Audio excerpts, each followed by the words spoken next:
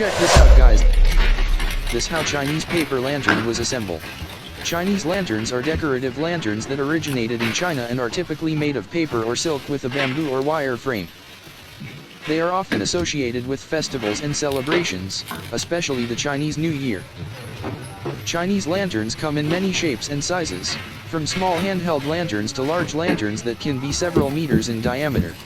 They are usually brightly colored and adorned with intricate designs or Chinese characters. In addition to their decorative function, Chinese lanterns are also used for lighting. Traditionally, they were lit with candles, but modern versions often use electric bulbs or LEDs for safety reasons. Chinese lanterns have become popular around the world and are used in many different settings, from weddings and parties to outdoor events and public displays.